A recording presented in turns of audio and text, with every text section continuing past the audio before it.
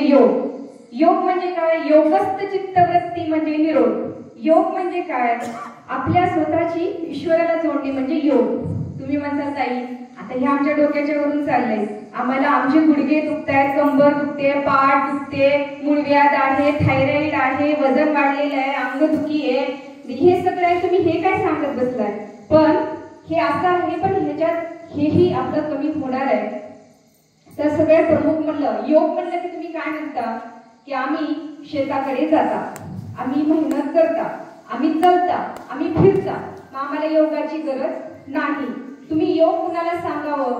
जे आराम खाऊन आराम करतात, सोफा सेटवर बसतात, तशा लोकांना तुम्ही सांगा आम्हाला गरज नाही, आम्ही योग करतो. पण हेच मी तुम्हाला सांगते की आपल्यातलेच लोक जास्त दवाखान्यात जातात, शेतात काम करणारेच लोक जास्त दवाखान्यात जातात का?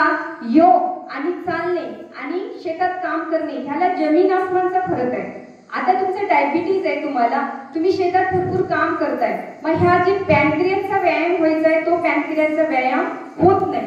आपल्यामध्ये पॅनक्रियास म्हणून अवयव असतं, मग त्याच्यासाठी डायबिटीज म्हणजे शुगर जर कमी करायचं असेल तर योगामध्ये मंडूकासन केलं जातं, वक्रासन केलं जातं, गोमुखासन केलं जातं, हे आसनं केली जातात.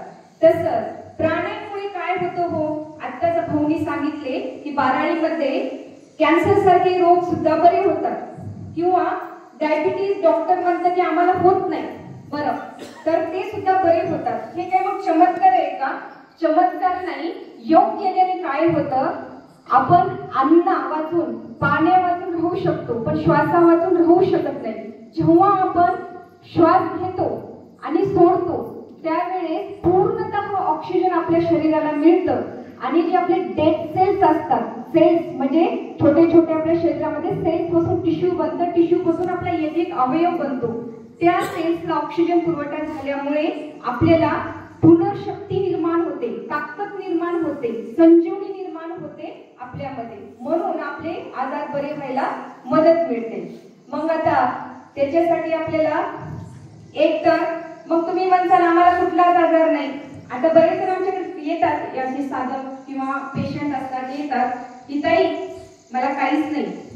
काय आहे? मला काहीच आजार नाही हो, फक्त एक बीपीची गोळी आहे. अजून काय म्हणतात? हळूच कोणतरी येतं, ताई मला काहीच नाही हो, मी लय टकाटक आहे, मी लय निरोगी आहे, मला एक फक्त शुगरची गोळी आहे फक्त. कुणी म्हणतं मला काहीच नाही, एक मूळव्याधीची गोळी चालू आहे. कुणी म्हणतं मला काहीच नाही, थायरॉइडची गोळी चालू आहे. कुणी म्हणतं काहीच नाही, मला फक्त पित्ताची गोळी घेतो मी. तर आपले ऋषी काय सांगतात? समदोषाः सम अग्निश्य सम धातू मलक्रियः प्रसन्नते आत्मा मन इंद्रिय. म्हणजे ह्या श्लोकामध्ये असं सांगितलं गेलेलं आहे की निरोगी कोण समजावं? तुम्ही म्हणता की आम्हाला रोग नाही, फक्त गुडघे दुखते, थोडी कंबर दुखते, थोडं पित्त आहे, थोडं वात आहे, एवढंच म्हणतो, पण हे फक्त नसतं. ऋषी काय म्हणतात? समदोषा म्हणजे आपलं वात, पित्त, कफ जे शरीरात असतं ते आपलं सम असलं पाहिजे, आपली जठराग्नी सम असली पाहिजे. जठराग्नी म्हणजे आता तुम्ही कसं समजता? जठराग्नी जे जास्त भूक लागणे हा एक रोग आहे, आणि कमी भूक लागणे हाही रोग आहे, म्हणजे तुमची जठराग्नी चांगली काम करत नाहीये. तसंच समदोषाः समाग्निश्य सम धातू मलक्रियः, उठल्या उठल्या आपलं पोट साफ झालं पाहिजे. मेन रोगाचं कारण पोट आहे. जर पोट साफ होत नसेल, इथूनच तुम्हाला पित्त होतं. मग पित्त झालं की काय करता तुम्ही? एक गोळी खाता, तुम्हाला हा चांगलं झालं, पित्त कमी झालं वाटतं, पण ते कमी होत नाही. जसं एका डब्यात एखादी वस्तू घाण उठते, अजून एखादी टोपण लावून ठेवल्यासारखं येते, मध्ये कोंडात पित्त पडलेलंच असतं. मग तुम्ही काय करता? अजून 4 दिवसाला छातीत जळजळ केलं, पोट दुखलं, अजून मेडिकल मध्ये जाऊन एक गोळी खाता. मग ते दिवसेंदिवस मध्ये पित्त साठतं, आणि एके दिवशी काय होतं? मग तुम्हाला अंग खाजायला चालू करतं. अरे हे अंग कसं काय खासतंय? तुमच्या लक्षात येत नाही, पण ते पित्तामुळे खासतंय. मग तुम्ही अंग खाजीची गोळी घेता. अंग खाजीची गोळी घ्यायला चालू केलं की दुसरंच रूप धारण करतं, म्हणजे तोच आजार आहे पण वेगळ्या वेगळ्या भागातून त्याला बाहेर पडावंच लागणार आहे. मग मूळव्याध तुम्हाला होतं.